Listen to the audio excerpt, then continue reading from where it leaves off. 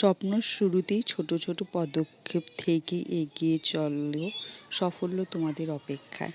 তো hello friends, welcome to my channel. দেখো, আজকে আমি চলে এসেছি ভালুকা হাই স্কুলে। এটা আমার ছেলের স্কুল। আমার ছেলে এই স্কুলেই পড়ে। স্কুলটা সত্যি খুবই ভালো। স্কুলের স্যার ম্যাডাম সবাই ভালো। তো চলো ভেতরে গিয়ে দেখাচ্ছি তোমাদের। তো আমি ভেতরে চলে আসছি। দেখো, ভেতরে এসে যা দেখতে পেলাম আর কি। তো দেখো, ওদের ছোট হাতে বড় স্বপ্ন।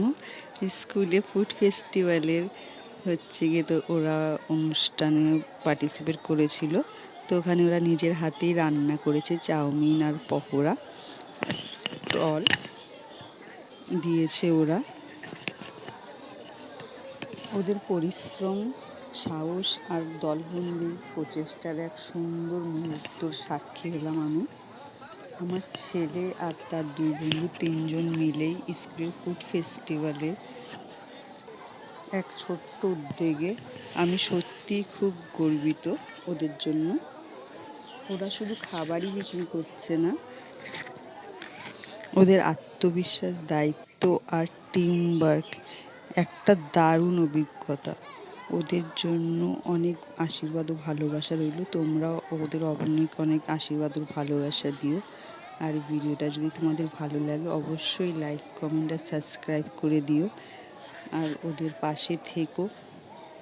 নিজের হাতে রান্না করেছে নিজেদের স্টলে, আর মুখ ভরা হাসি। এটাই তো শেখার আসল আনন্দ, তাই না বলো বন্ধুরা? শুধু ওরা তিনজনই না, ওদের বাকি ক্লাসমেটরাও ওদের খুব সাহায্য করেছে। তো আমি দেখো আর অন্য কী কী স্টল ছিল সেগুলো দেখতে চলে গেলাম। তো সবাই ভালোই স্টল লাগিয়েছে। অনেকে কেউ কেউ ঝালমুড়ি, কেউ চা, কেউ পকোড়া, কেউ পাওভাজি। আবার একজন তো রসগোল্লাও নিয়ে বসেছে। রসগোল্লাও বিক্রি হয়েছে, মানে যারা স্টল লাগিয়েছে ওদের ভালোই বিক্রি হয়েছে সবার। এটাই ওদের মানে আনন্দ। আর হচ্ছে কি, একজন তো দেখছি যে ফুচকার গাড়ি নিয়ে এসছে। ফুচকা দেখে তো আমার জিভে জল চলে এসছে। ফুচকা তো সবারই ভালো লাগে, তাই না বলো? এ দেখো, মিষ্টির ড্রামও প্রায় খালি। আর ওই দেখো ওখানে আছে ফুচকা স্টল। সবার এখন বিক্রি বাট্টা প্রায় কমপ্লিট।